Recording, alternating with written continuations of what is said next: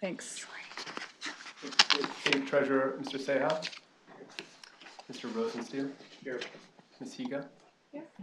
Ms. Yamamoto. Here. For the State Superintendent of Public Instruction, Ms. Gutierrez. Here. And for the Director of Finance, Ms. Wong Hernandez. Here. Chairperson Hendricks, you have a quorum. Great. Thanks, Scott. Item number 1 is our approval of the committee agenda. You can take a look at that. I'd entertain a motion to. Second. All those in favor say aye. Aye. Opposed? I should be more forthright with my voice right now. I'm realizing it's 3:30. I'm a little, we just, I know I am. So we've approved our committee agenda. Item number 2 is approval of the minutes from our July 19th Benefits and Services Committee. You can take a look through those. I'd entertain a motion when you're ready. Second. It's been approved and seconded. All those in favor say aye. Aye. Opposed? All right, so we have approved our minutes from July. Okay, so let's jump into the meat of our committee here. David, it's great to have you, David Lamoureux. We'll start with item 3, the review of our board policy related to interest rates. Thank you. Good afternoon. Everyone. So this is a follow-up to last May when we presented our annual item, when we asked the board to set the credited interest rate for the various programs. So when we presented it for the defined benefit program, there was a request that maybe we should look at the policy, how it was set. So that's why we're here today, just as a follow-up to this item. So just to provide some background, so the board has authority to set the credited interest rates for 3 of our programs: the defined benefit supplement, and the cash balance program. What you have here on the screen, just for you to see, are the current policies. Basically, for the defined benefit, we have a board policy that says when we set the interest rate, we use 2-year Treasury rates as the basis. And this was set in 1991. So we have been using this policy for quite some time. And for the defined benefit supplement and cash balance, both of those programs, the policy is based on 30-year U.S. Treasury, and that was set the time when those programs were established in the mid-90s for cash balance and in the 2000s for DBS. The one thing I want to point out here is how different those programs are. Defined benefit supplement and cash balance are meant to be programs where you accumulate assets like a 401k plan. So that's why probably the board at the time established a measure based on longer time period. While on the defined benefit supplement, just remember that what our members are mostly looking forward to at retirement is their check from CalSTRS, which is based on their years of service, their salaries, and the age factor when they retire. The contribution does not necessarily impact their benefit amount. So what I wanted to kind of, today I wanted to sort of bring you facts as to, if we are, looking at our policy to decide whether or not 2-year is appropriate. I just want you to be aware of a few things. Is first, the credited interest rate, who does it impact? And basically, it impacts mostly the members that elect a refund of contribution. So basically, what we'll present to you is that who gets a refund today? And then what's also important to keep into account is how long have these members been in the system? And then we'll talk about a little bit about cost implications. So what we've compiled for you, just to give you an idea, is over the last 10 years, how many members have we had that receive refunds at CalSTRS? So we had annually about 1,700 active members that elect refunds every year. So those are our members at work, and then decide most likely to no longer be teachers.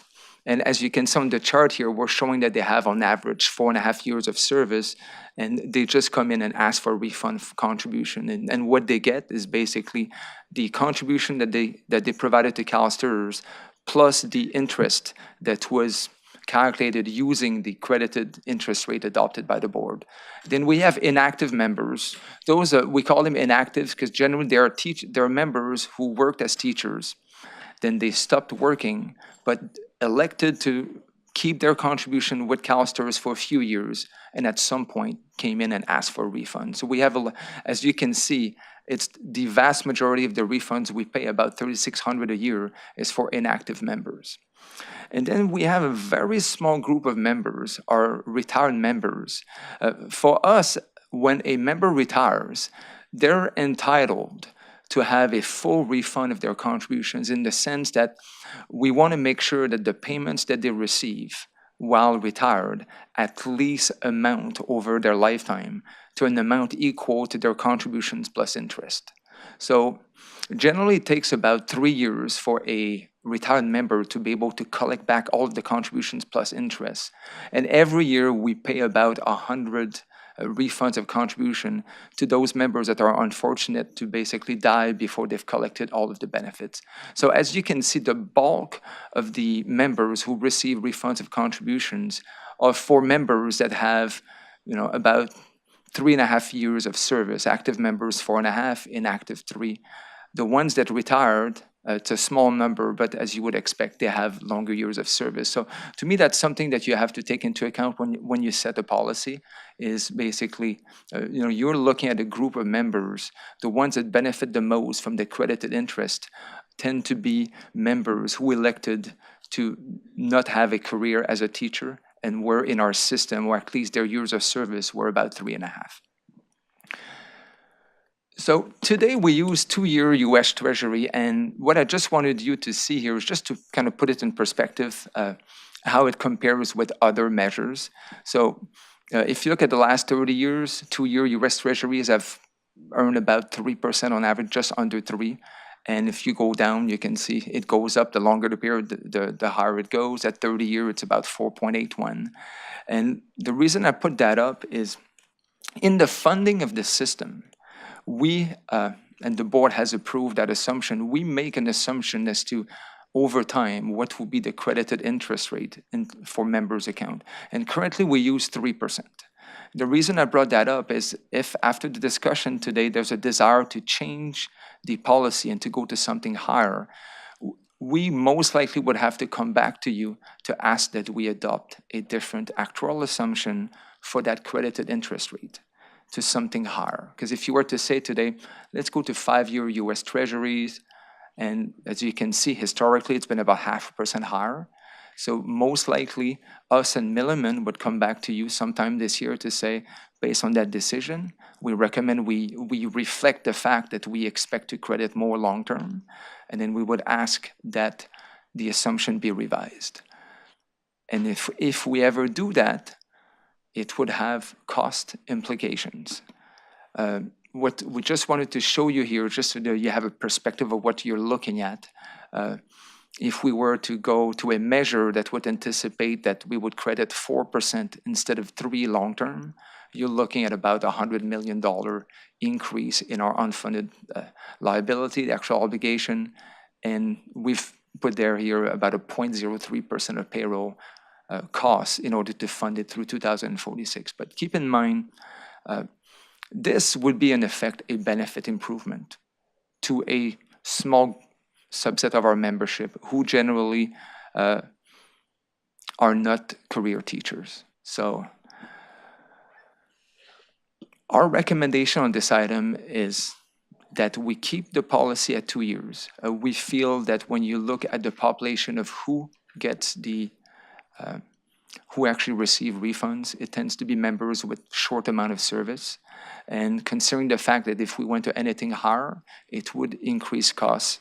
And in a time where our contribution rates are already increasing, we're recommending that we keep it at 2 years.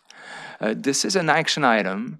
We are asking that the board adopt some changes to the existing policy. As we performed a review to the policy, we realized that years ago, the board had adopted some minimum and maximum that we apply for that rate, and we realized they were not in the board policy. So we're simply asking at a minimum that the board adopt the changes so we can formally document those minimum and maximums. And with this, I would be happy to answer any questions you may have.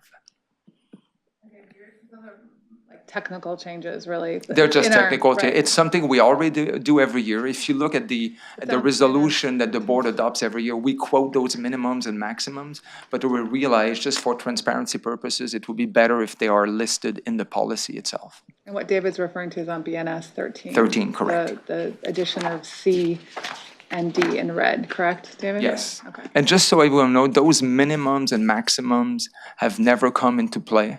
They were put there because there were times in history where I think Chris sometimes mentioned an inverted yield curve where you have short-term rates higher than long-term rates. So it was put there in case there was ever a situation where the credited interest rate would result, for example, in something higher than our 7% long-term investment return assumption.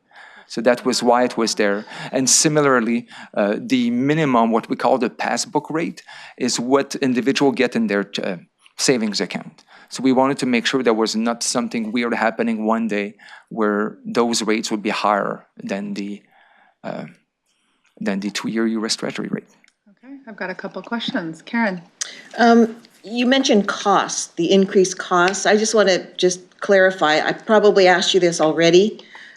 So the costs incurred would be by the state and not the members or employers. Is that correct? Correct. So on the member side, as you know, what we call our non-PEPRA, the 2 at 60 members, the member contribution rate is set in statute.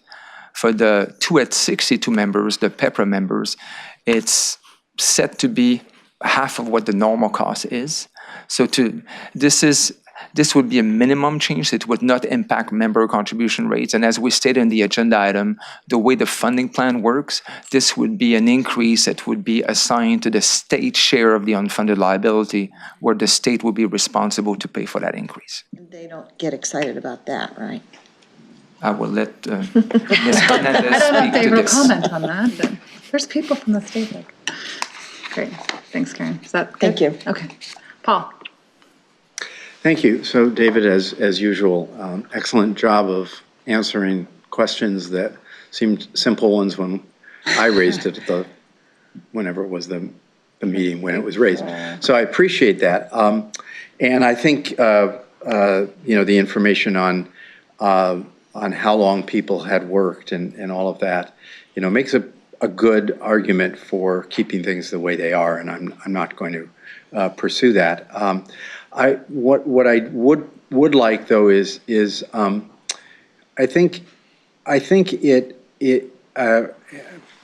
sort of feel we should treat everybody who's in our system fairly, whether they decide to keep teaching or not, because we're fiduciaries of their money one way or the other. However, whatever their career choices are after they've been members. And I would just say that if somebody leaves their money in for 3.5 years and gets a 2-year rate, that's not too much of an unfairness, perhaps.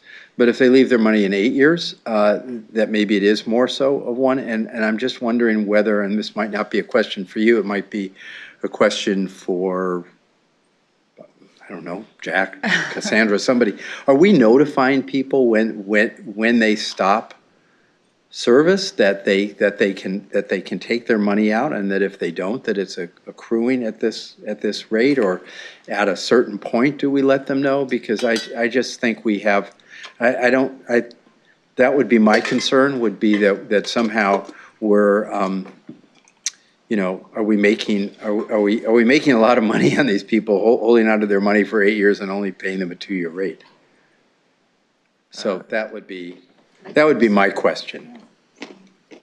Yeah, I don't know if Andrew knows the answer. The one thing I know, just so that everyone is clear as well, because when we did this research, as we quoted in the item, we do have close to 1,000 people a year that actually ask for a refund of contribution when they have worked more than 5 years of service, where they're actually entitled to benefit.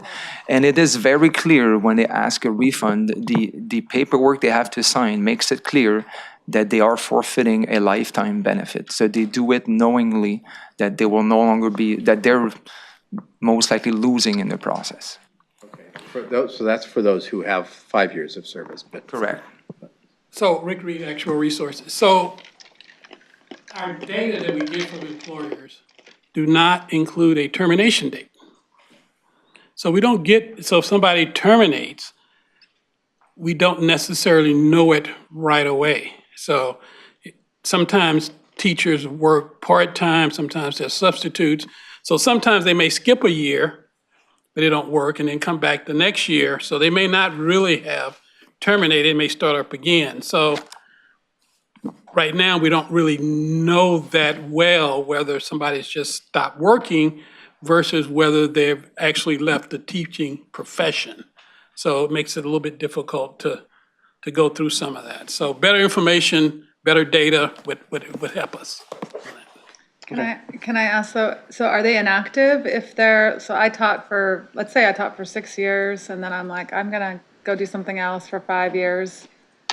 While we don't know what Sharon Hendricks is doing during that 5 years, am I considered inactive in CalSTRS? Yes. Yes. Okay, that helps me. And so then I come Yes. back, and then I've accrued 6 years before, and now I just start with accruing the next, okay. As long as you left your money in there. As long as I left my Correct. money Yes. in it, as long as I didn't, yeah. Okay, Matthew. Thank you. Great presentation, as usual, David. Thank you very much. I had a couple of quick questions. One about a chart that you have. I think it's on page 3 or 4 of the staff report. But it's the one that outlines the comparison of other retirement systems. And I was curious about one of the states that you listed in there, Colorado. It's the only other one that has the authority to set the rate that's done by the board. So my question really was regarding if you had any information on when they might have set that interest rate of 3%. And that's on BNS 11, Thank you. just for reference. I think we've been trying to track down for some of them. I think in the case of Colorado, I think it's been in place for a couple of years. So basically, we just went through either their CAFRA or their evaluation reports to try to find information. But yeah, but in this case, they review it annually, like you do, when it's set by the board. Thank you very much. It Yeah. helps. I just wanted to get some context for Correct. comparison's sake. If some of these other ones, as you stated, they might have an interest rate that's much higher, but perhaps it was set 5 or 10 years ago. Colorado's used to be at the So they- investment assumption. Correct. Okay, so they've reduced it. Do you know offhand how much? To 3%. Yeah. Okay. Yeah. Okay, great. Thank you very much. And I just one other quick question about the language that suggested change to add the minimum rate to the board policy manual. And do you know what the current, I guess it's called a passbook rate, what that amounts to currently? Last May, when reported, it was an impressive 0.05%. And so I'm sure it hasn't depressing. moved much since then. No, but there was a time when, in the early days of the policy, when that rate was above 5%. Got it. So it's really come down with interest rates. Okay. And we say in the policy it's a representative sample. Right now we select 8 banks like Wells Fargo, Bank of America, Golden One, Credit Union. And then, so the reason why we didn't name any of the banks here is in case they change. So that's why we set a representative sample. So each year we kind of select the 8 of the largest ones in California. And that's And just an average. but in reality, they don't vary much from one bank to the next, but it's very low. Okay. So. Okay. Thank you much. Thanks, Matthew. Okay, Jacqueline? So I had a quick kind of follow-up question to Paul's question. I'd love to know, and staff can get back to me or whatever, on sort of what disclosures people have when they're signing up for the program. Do they sort of know that if you ever leave, here's what's going to happen, or here's what your options will be? So I'd love to just even see that paperwork. I'm sure we've got it somewhere to follow up. And I would also add that I hope that no one is excited about the state having increased costs to support teachers. Not just that the state isn't, but that no one here would be excited about that in a situation where you have somebody who is participating in what's supposed to be a defined benefit program, where it is for the long term. And if you leave before then, I think it's appropriate that you don't receive as part of your your compensation, once you get that money back, the sort of discount rate, or what we're projecting as kind of the return over the long term, because it really is, as we're always talking about in the investment committee, it relies on the idea that we can invest over a long term kind of forecast. And so I think that, and I don't know if this, I'm happy with staff's recommendation, but we can kind of have those conversations going forward, but I don't think it's appropriate that they would get exactly what you would get if you stayed in and left your money in there that we could count on and invest for the long term. Thanks, Jacqueline. Any other comments, questions? I just had I guess a little follow-up to Matthew's on that. Is it the case, I just was kind of curious, it just seems like every different pension fund is different. So some set it by the board, some set it by statute, and that's just kind of our history, how the legislature works, or in each of the states. I just thought that was interesting that some are set by the board and some are, by statute. And it depends who you talk to, but some, when it's set by statute, I think you can view it both sides, but there are some when it's fixed, some would like to have the authority to adjust it, but. As you said that. Yeah. Okay, great. Any other questions, comments, concerns?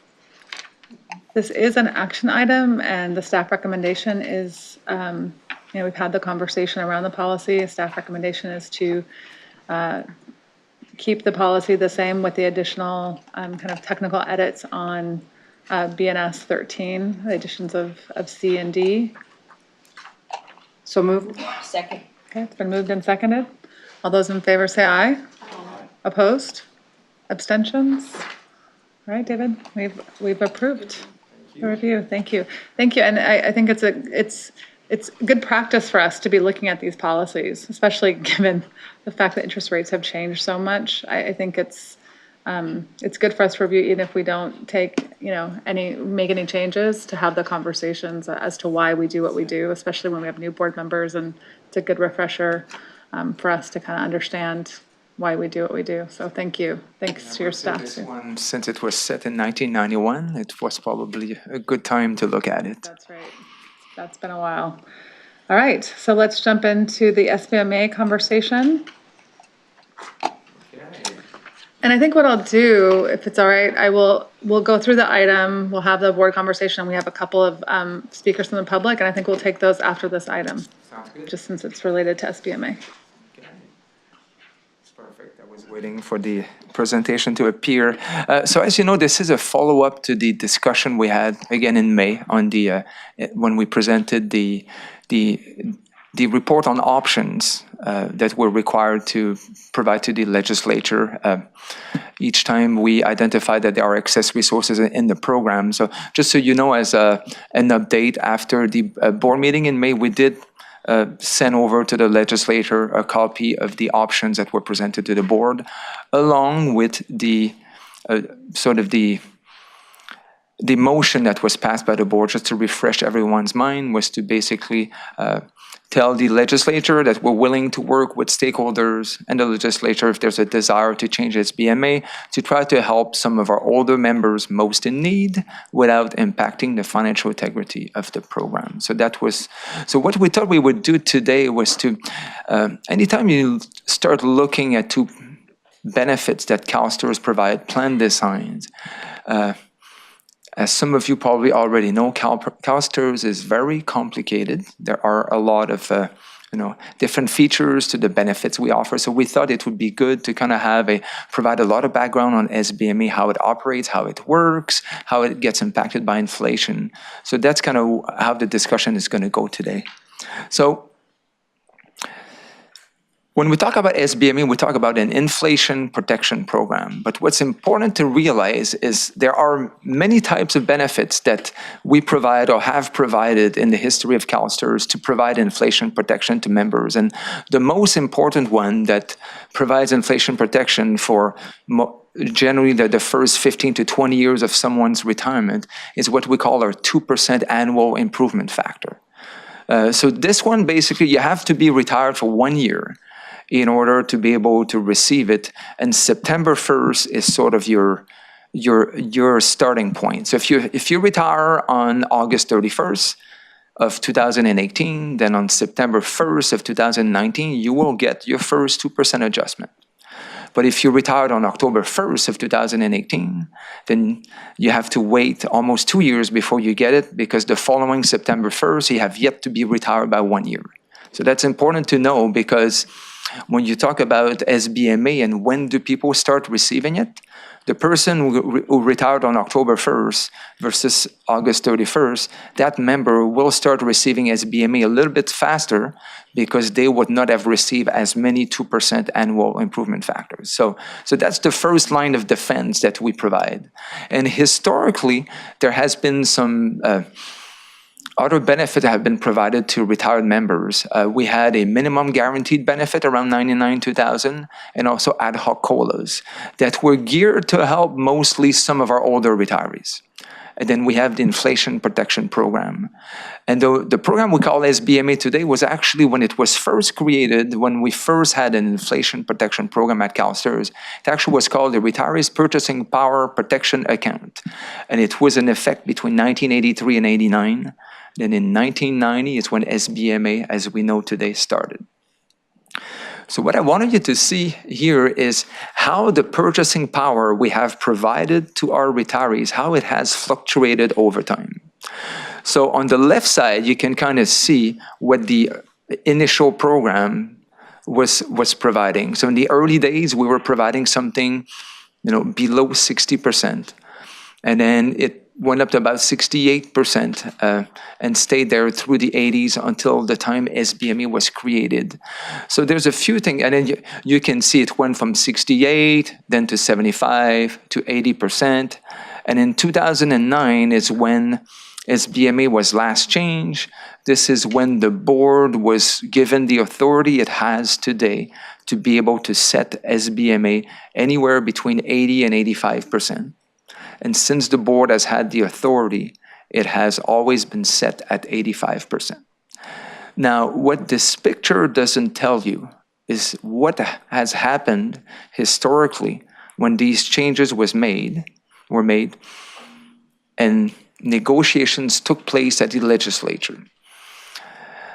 As you all know, each time a legislation is passed, there's a lot of, usually you've got different people wanting different things. So it's interesting, when you start looking at SBMA, you start to see a pattern. Every time the purchasing power was increased, there was generally a desire by some to also contribute less to the program. And if you look at the history, benefit increases have often been in tandem with reduction in how much money was going into the program. So as someone, if there's a desire to further look and make changes to SBMA going forward, let's not be surprised if there are some discussions on the table once again to potentially want to reduce contribution. But you can kind of see sort of where we've been historically.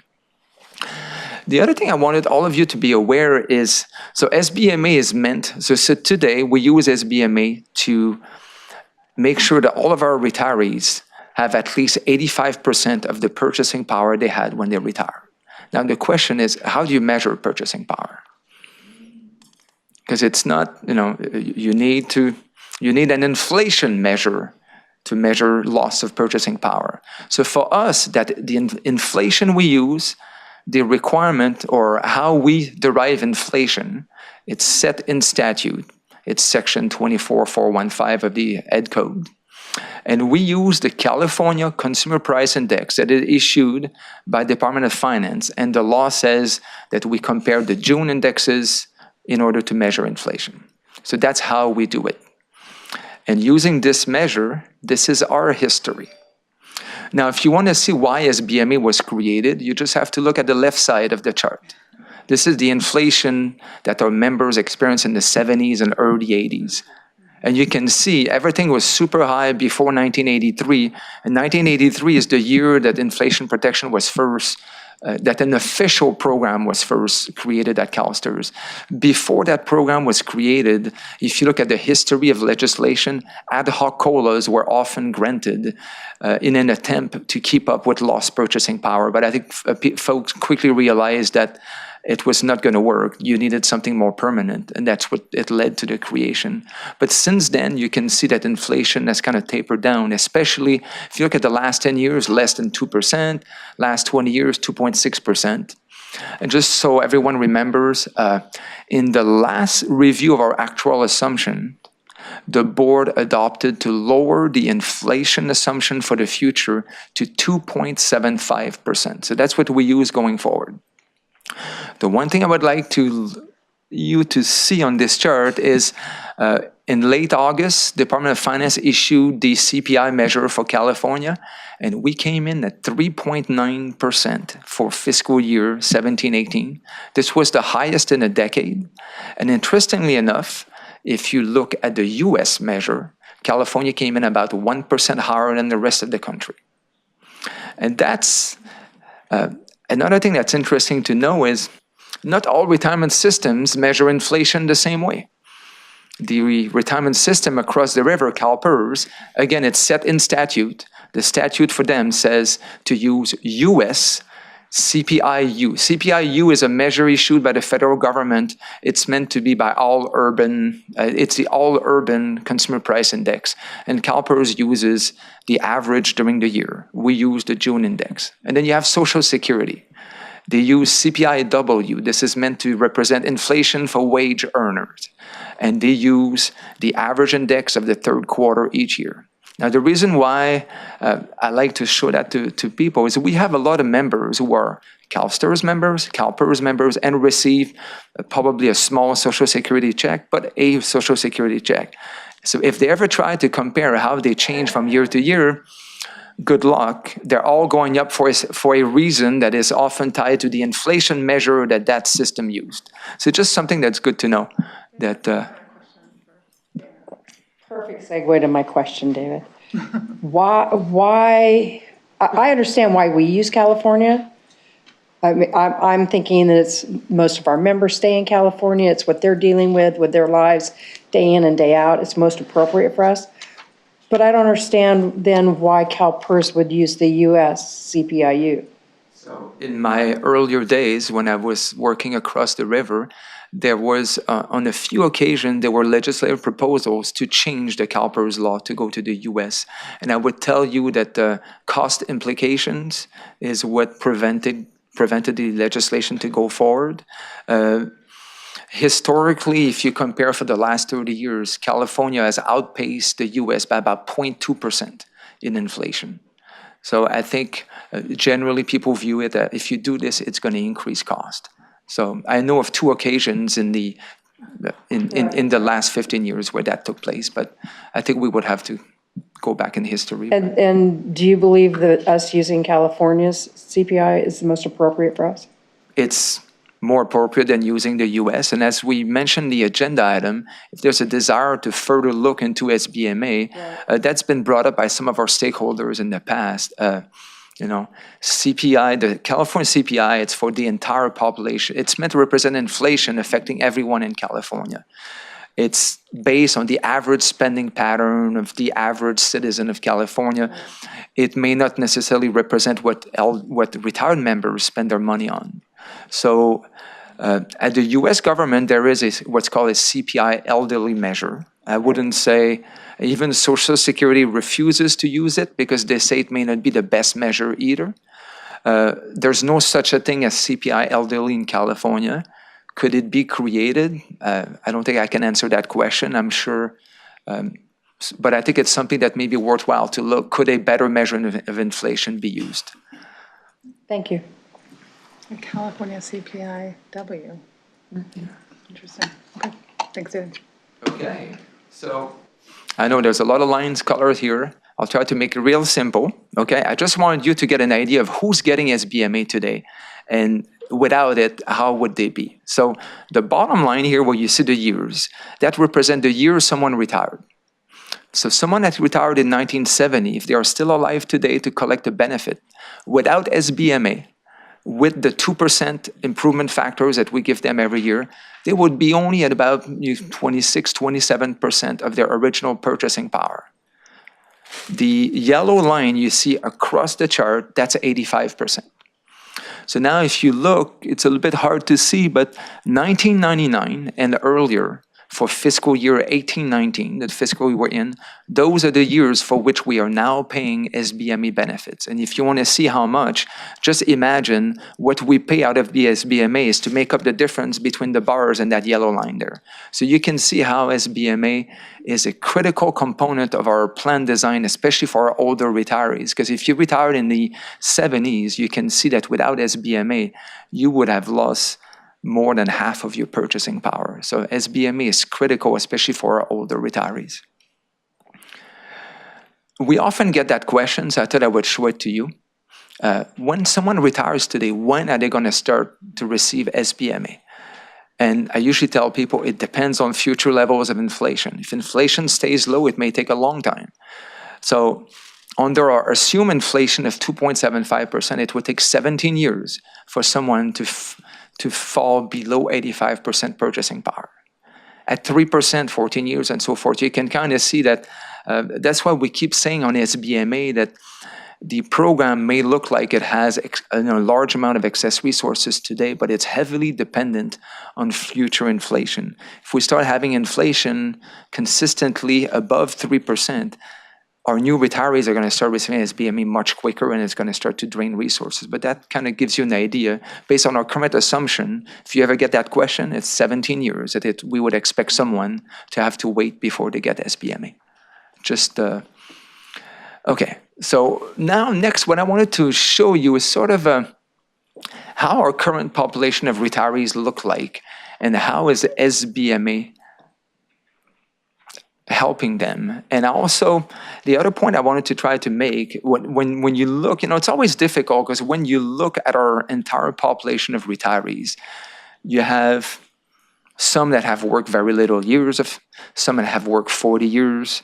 So it's always keep in mind that our benefits that we pay are driven by the years of service. So it's a simple formula. It's years of service times an age factor that is driven by the age at which you retire.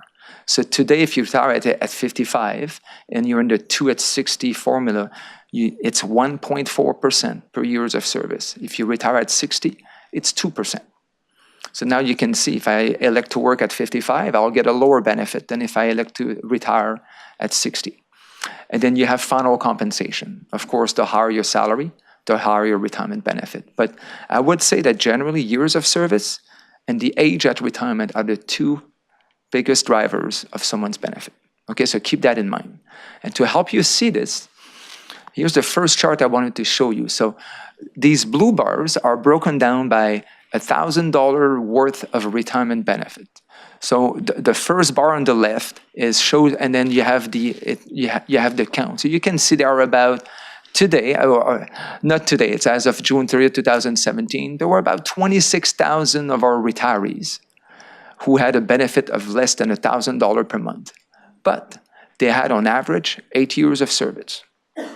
Okay, so when you look at individuals with low benefit amount, I think the trend you're going to see over and over is it's generally tied to low years of service. And very often, we've spent a lot of time looking at this. Very often, these individuals are also teachers, individuals who were teachers, maybe worked 8 years, and they're age 40, and they say, I want to do something else. So they leave the teaching profession. So their benefit is not only lower because they only had 8 years of service, but when you do this, the final compensation that is used to calculate your benefit is frozen to the time you stop being a CalSTRS member, unless you had you went to work for another retirement system. But that's another thing that keeps those benefits lower, is they generally also, when you look at that cohort, they generally also have a much lower average salary than the rest, mostly because it didn't get all the increases you would normally get throughout your career. But you can kind of see here, years of service directly impacts your benefit. Now, what we wanted to show you is, since the SBMA population today is for those who retired before 2000, we want to show you how that looks for those that retired in 2000 or earlier, still alive today. Again, the counts are much lower, about 62,000 members. But you can see, same thing again, less than 1,000, 9.5 years of service, less than 2,000 a month, about 17.8 years of service. Again, same pattern. Now, here's what we decided to do. Let's look at them by decade of retirement. So what you have on the left here are those who retired in the 70s, so before 1980. Then the middle bar is the 80s. The bar on the right are the 90s. The height of the bar is the average benefit. So you can see that those who retired before 1980, so in the 1970s, make on average about $2,100 a month as a retirement benefit paid from CalSTRS today. That's for fiscal year 17-18. And about $2,500 in the 80s and just over $3,000 for the 90s. Then I put an orange line here to show you the average service. Again, same trend. You can see that the ones, again, the other thing I want to stress out is those are members still collecting a benefit today. We're not saying that everyone who retired in the 70s, back in time, had lower years of service. It's just a reflection of who is collecting a benefit today. So if those collecting a benefit today, they have about 21 years of service. When you look at those who retired in the 90s, they have about 27 years of service. So everything else being equal, the ones who retired in the 90s should have a higher benefit on average because they have more years of service. And then what also pushes the bars on the left lower is if you look at the average retirement ages, the one who retired in the 70s, again, still alive today, retired at age 57 on average at the time, versus age 60 in the 90s. So you've got here basically retirement age pushing it down and the years of service. Now, what we did, if you just look at the next chart, the bars are not going to move, but you're going to start to see colors, okay? And so now I want you to see, earlier I talked to you about the different types of benefits we pay. So the blue bar at the bottom, that's your pillar. That's the benefit these individuals first received when they retired. That's your base benefit. So that's the one that was subject to the formula we talked about. Years of service times final compensation times years of service. So someone who retired in the 70s, their average benefit was just over $500. The yellow is the 2% improvement factor that the members receive every year. And then the orange, just above the blue, this is the minimum guaranteed benefit that was adopted by the legislature in 2000, that basically, as long as you had 20 years of service or more, you were guaranteed to have a minimum level of benefit. And then the red bar is the ad hoc COLA that was also adopted in 99-2000. And kind of the whitish color at the top, that is SBMA. So you can see how critical SBMA is, especially for our older retirees. For someone that who retired in the 1970s, SBMA is more than twice what their original base benefit was. So you can see how critical it is. And if you look in the 90s, SBMA has yet to become an important part of members' benefits, mostly because we've been through a period of low inflation the last 20 years. Do you have a question? So, David, it's my understanding, and I could be totally wrong, that the SBMA payments are made quarterly? Yes. So what you've done is taken those quarterly payments and averaged them into monthly? And turn them into an equivalent Monthly, so okay. it was easier for you. So in reality, an average person will get a check, a $3,000 SBMA check every 3 months, basically. But yeah, so what we've done is just making it So monthly. I wanted to make sure Yes. that No, thank you for clarifying that. Yeah, the payments are paid quarterly. we're a team. Good. Okay, so as we look at this chart, this is very important because you have to remember what's the purpose of SBMA? Is to make sure our retirees don't lose their purchasing power.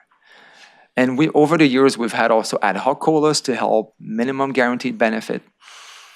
The reason, so if you look at the blue bars here, this shows you when the member retired, their benefit as a percentage of their final compensation, we call that the replacement ratio. How much of your final compensation were you able to replace when you retired?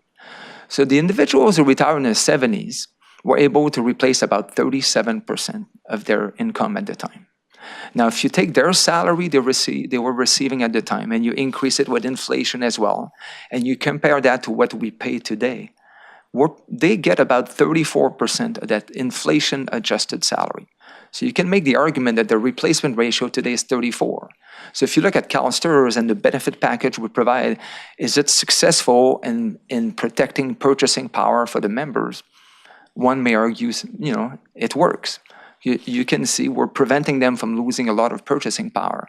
And same thing in the 80s and 90s. So you can see how SBME really helps. I think sometime too, another thing, and you'll see later as we move on, is when we talk about helping some of our older retirees, what's important to realize is if your benefit was lower for some reason when you retire, either because you had lower years of service or maybe you're elected to retire at an earlier age, even if you were to be able to receive 100% purchasing power, it's only, if it's a small benefit to start with, it's going to provide, it may not help as much as you would think it would. So that's something to keep in mind. With respect to, is the program doing its job? Yes, it's protecting people's purchasing power, and you can see it here when you look at the replacement ratios. So David, pretty much everything we've been talking about has to do with years of service and their age. Yeah. But how much have we factored in the fact that there were much lower wages in the 80s than there were in the 90s? That also comes into play. But what has helped in some cases, again, not all, the minimum guaranteed benefit that was adopted back around 2000, we spent a lot of time looking at it, and what we noticed is a lot of the individuals who either retired at a young ages or had lower final compensation greatly benefited from the minimum guaranteed. But it did not help everyone because you needed to have at least 20 years of service. But that is a fact, and you can see there's a table in the agenda item that kind of shows what the inflation-adjusted salaries are after we've kind of tried to bring them to 2017 level. This is on BNS 21, and you can kind of see there that when you adjust compensation with inflation, someone who retired in the 70s, it's equivalent to a $6,100 a month salary today. And someone who retired in the 90s, it's equivalent to $7,100 a month. So you can sort of see this. So right now, basically, in addition to having a replacement ratio for those that retired in the 70s that's lower, it also got applied to a lower average compensation on that at the time. Thank you. Okay. Now, just to help you see, so if you remember in May, we talked a lot about the excess resources in the program. So this is just a visualization graphically of what we showed you last May. If you recall last May, I think the whole discussion was around SBMA is projected to have about $10 billion of excess resources. So I want you to understand how we calculate those excess resources. If you look how much assets we actually have in the program today, it's about $14 billion. But when the way that we measure excess resources, again, it's all set. All of these rules were sort of established through through regulations the board adopted. We take the assets. We also take into account all future contributions we expect to collect between now and 2089, because that is the funding period set in the regulations. We compare that to the benefits we expect to pay, again, through 2089. And that shows that when you do this, we have about $10 billion of excess resources. Again, it's, as you can see, if you just compared assets to benefits, it's only a $2 billion excess resource. So a lot of it is from contributions from future members. But that is heavily dependent on future inflation. So I mentioned to you, we had 3.9 inflation last year. Our estimates right now is it's going to reduce at 9.8 billion to about 9 billion. Just 1 year of inflation is reducing this by $700 million. So it's a significant impact. Just 1 year of inflation is bringing it down by almost $1 billion if you round things. And then we decided, what if we were to have 5 more years of inflation at 4%? That would shave off another $5 billion of excess resources. So I know it looks large, but I think we all have to keep in mind, if we want this program to be there, even for someone hired today, inflation could easily erode this. So Any questions before I move on? So last May, we also, I do have a, I Yes. got you. Okay. You're in. thanks. So if you go back the previous slide, so when we're talking about projected future contributions, those are where are those contributions coming from again? I should have mentioned that earlier, I forgot, I meant to. That's okay. So this is a program that is solely funded by the state. So most of it comes from the state. So every year they send 2.5% of payroll minus $72 million. I think we mentioned the $72 million was part of one of those negotiations that took place. You want higher benefits, we want a break in contribution. The $72 million reduction was inserted there. And then we also have revenues from what are called school lands. Those are federal lands. But if you look at last year, about $650 million came from the state and about $5 million came from school lands. So it's really mostly state contributions. Nothing from members, nothing from the employers. It's solely a program that is funded by the state. Thank you. Okay. And last thing on future inflation, how it may impact, I just want to kind of show again what we presented to the board in May. We usually tell you how much purchasing power can the program support, and we had reported that at 2.75% inflation, the program would be able to support 93% purchasing power. I kind of wanted to show you, if inflation starts rising, what's the highest level we could support in the program? Kind of 3.35 is kind of our break point today. Anything above this, we would not have enough fund over time to keep the purchasing power 85%. And I just put some years there for you to see. At 3.5%, we would run out of fund in 2068, or not run out of fund, but not be able to provide 85%, and at 4%, 2048. And the other thing we do, this is just look at one scenario. We do a lot of analysis in-house, and we have Milliman do a lot of analysis for us. And one of the things we mentioned last May is when you look at a probability-based approach, like looking at modeling of what inflation could be in the future, generally when we do this modeling, it tells us that 30% of the time we will not have enough to support 85%, and 70% we would.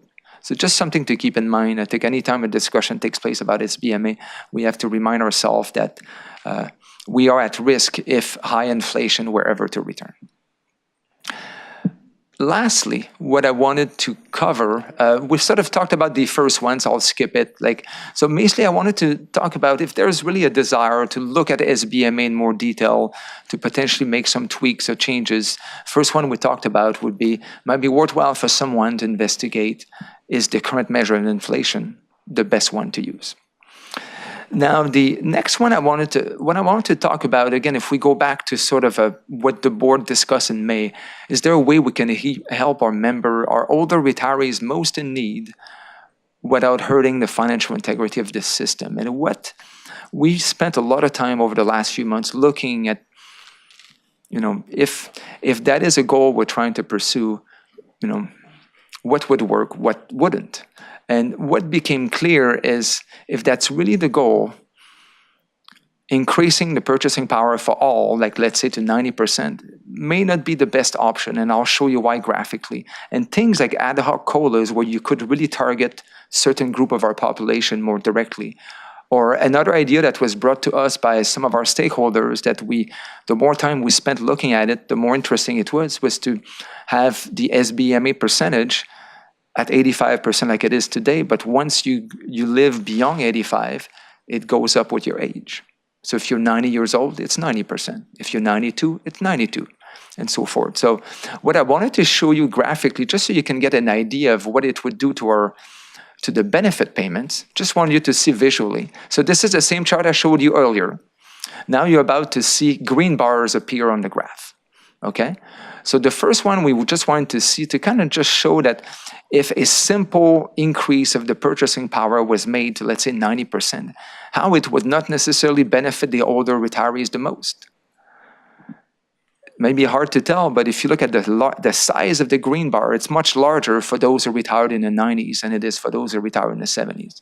So it kind of shows you if someone were to think, let's increase the SBMA purchasing power to 90%, it would I would make the argument it would benefit our more recent retirees more than the older retirees.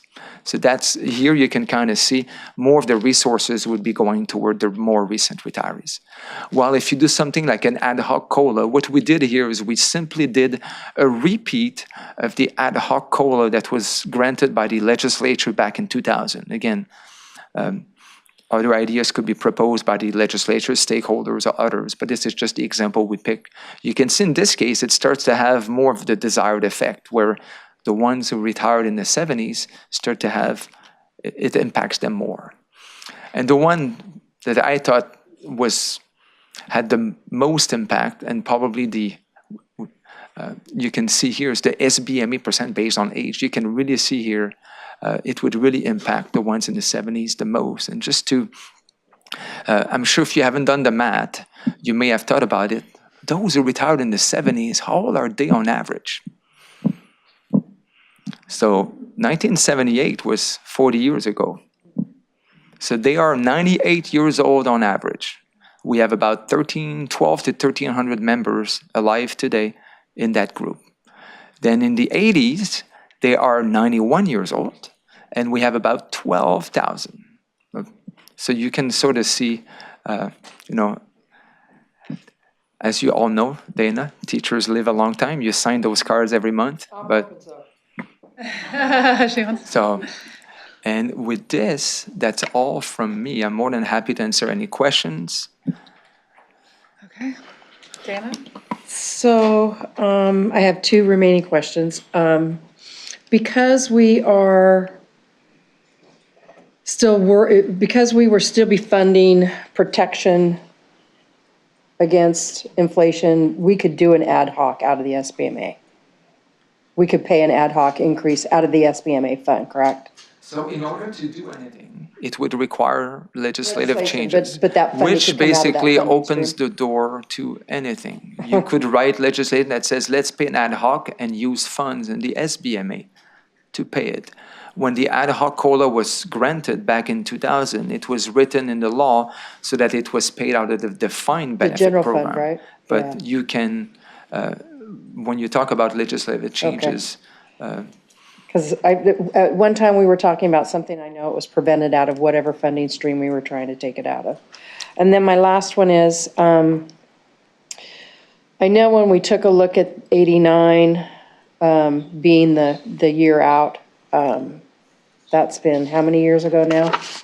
the board said it in 2009. 2009. So I think when we had that conversation, I seem to recall that we wanted to have that be over, somebody that was just beginning to teach their lifespan.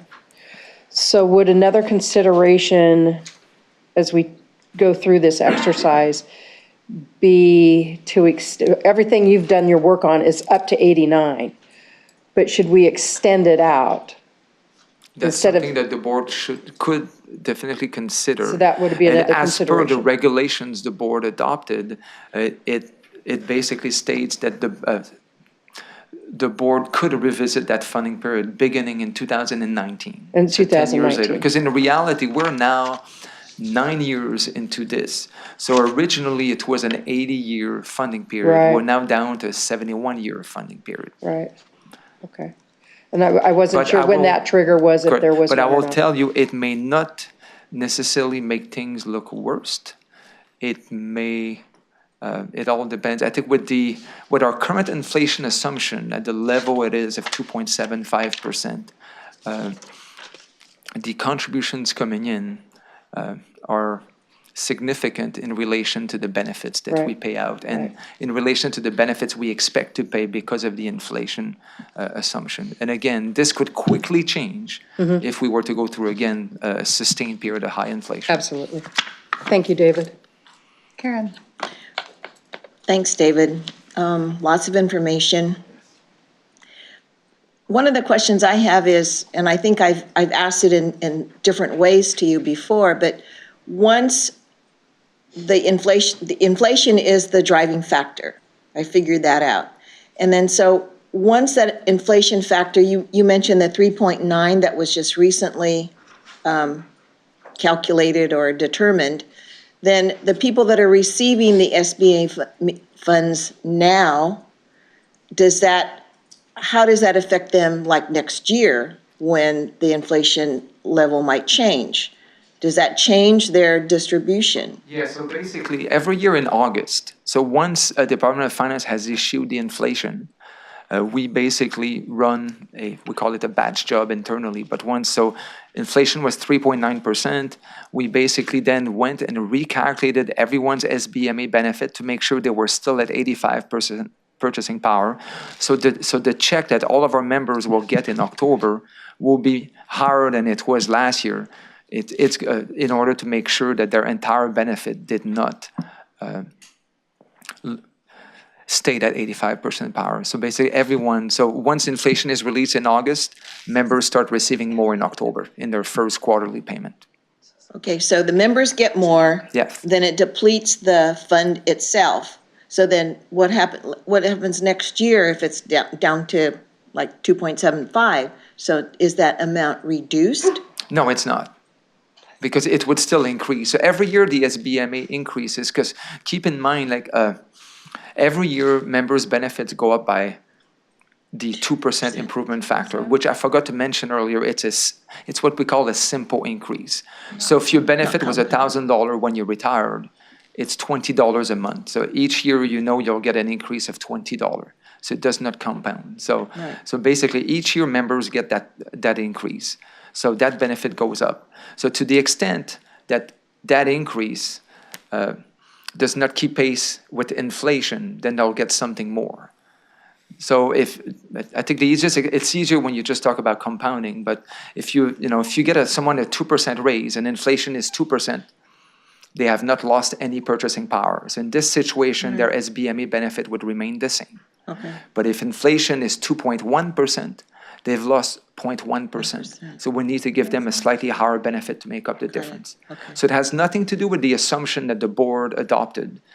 The assumption the board adopted simply is reflected in the funding analysis that we perform. We assume that inflation will be 2.75% in the future, and we anticipate what future payments out of SBMA will be based on that assumption. But in reality, each year we get what the actual inflation is, and we adjust the benefits accordingly. So as a rule of thumb, the easiest thing for you to remember, each time you hear inflation is above 2%, think members will get a higher SBMA check next year. That's the best way to remember. Okay, thank you. That's a very helpful explanation. Go ahead, Dana. So David, that being said, if inflation was less than 2%, it's possible for somebody to get less of an SBMA because... Yes, so I didn't highlight it, but following the financial crisis in 08-09, we had, I don't know if it was in the history, but I think you have a hard time. It was almost the first time ever the US had deflation. Inflation was negative. SBMA checks were reduced because members' purchasing power all of a sudden went above 85%. So, yes, so SBMA could be reduced, but it will be in a situation where, again, keep in mind, SBMA is there to keep members at their purchasing power at 85%. And the same thing, if we were to have very low inflation, there could be situations where, we have SBME decreases. But Any other questions, comments from board members before I go to the public comment? Even that last piece about 2% and inflation, that helps me think about how it impacts our members, so thank you. Let's go ahead and hear from the public. I've got David Davini from the Association of California School Administrators. Did I say that right? AXA? Is Dave here? Oh, there he is. Welcome, Mr. Davini. Our legislative advocate for AXA is here, and I would like him to go first. Oh, okay. So Ivan, you get to go first. Ivan Carrillo. Hi, good afternoon. Ivan Carrillo with the Association of California School Administrators. I want to begin my remarks with a statement that I think everyone in this room can appreciate. All educators should be able to retire with dignity. They should, at the very least, be able to cover their most basic necessities housing, healthcare, food. And we know anecdotally that this is not the case for all CalSTRS members, retired members. In an ideal world, 100% purchasing power would be maintained for all retired CalSTRS members. Understanding that reaching 100% is not feasible at this time, AXA is committed to identifying opportunities to help our retirees with the most need, those who are the oldest and been retired the longest. We recognize the political sensitivities and understand the wrong decision could result in unintended consequences and put the longevity of SBMA at risk. The process for developing recommendations should be done methodically and with guidance of key stakeholders. I want to express my appreciation to the board for directing staff to engage with stakeholders. This was done recently, and I'm very optimistic about what's going to come out of that stakeholder process. So we'll continue to work with all impacted associations and CalSTRS staff and look to provide some recommendations to the board and ultimately to the legislature on this. Thank you for your attention and your time. Thanks, Mr. Carrillo. Dave?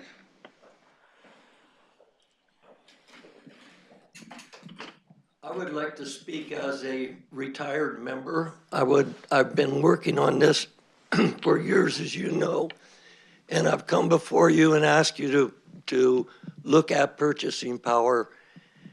I would have you see that the charts you've been looking at are full funding out to 2089. That's 71 years from now.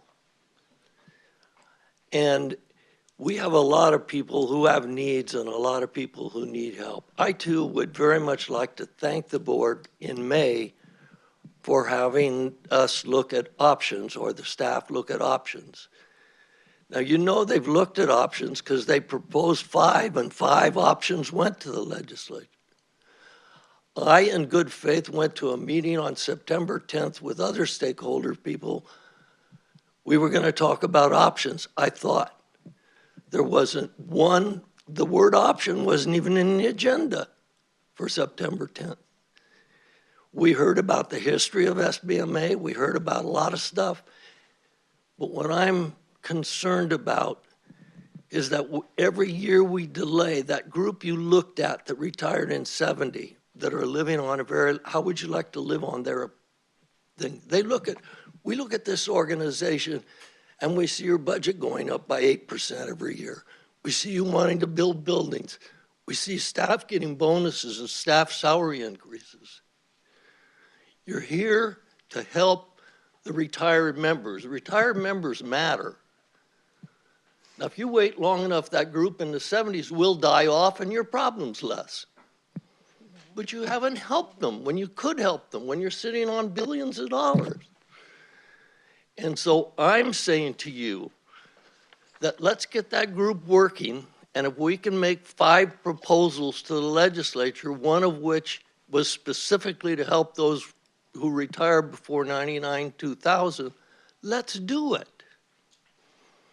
Let's get busy and put our heart in it and help some people. And I thank you very much for listening to me and for considering this.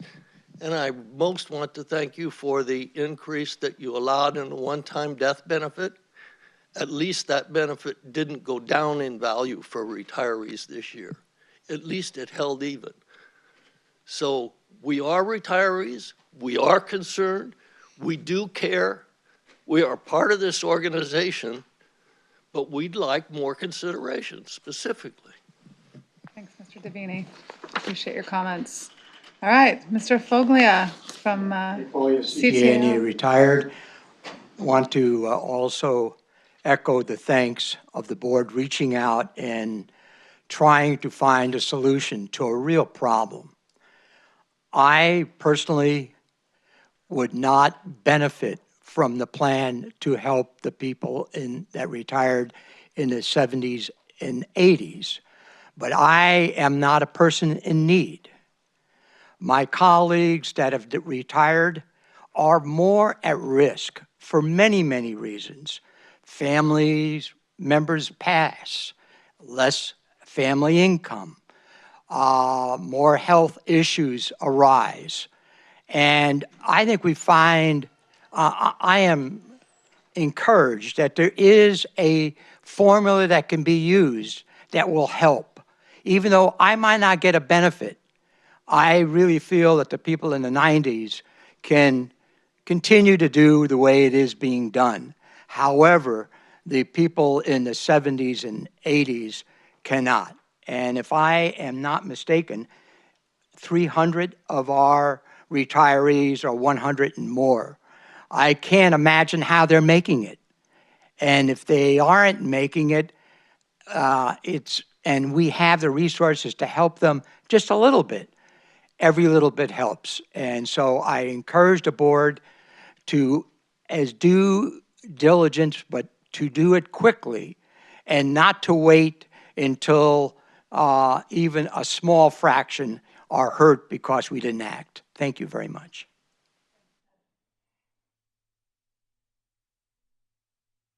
Denise Bradford, California Teachers Association Retirement Chair. I would just like to respectfully disagree. We did talk about different scenarios at the meeting that we had last week, and actually I believe that's where changing the formula possibly to by age rather than a percentage was discussed, and I echo Ed's sentiments. We do need to help those people who retired at that time. We also need to be respectful of people like me who are going to be retiring, and when we go back to the legislature, we can't be undoing our full funding formula. Thank you. Thank you, Denise. Any other members from the public? Seeing none? Great. Okay. All right. Thank you, David. Again, this is an information item. We're not taking action today, but we've listened to the comments from our stakeholders today. Obviously, we're continuing to have conversations with stakeholders. You've made it really clear what the risk is. Inflation, it's something I think about a lot because we don't know when the next shoe is going to drop with the economy. But I certainly think we've heard pretty clearly concerns about our older demographic. And my concern is, even if we take care of the folks in that older demographic now, we're going to continue to have that older demographic for a long period, I'm going to be that demographic at some point. So, as long-term investors, how do we think about that while we're still attending to the concerns of the current folks in that 1970s category? So appreciate the conversation, and we will try, as we do at CalSTRS, we don't do things quickly, but we try and do things thoroughly and methodically, but be responsive to stakeholders. So we'll continue to move forward in this conversation, and thank you for staff's work on this. All right.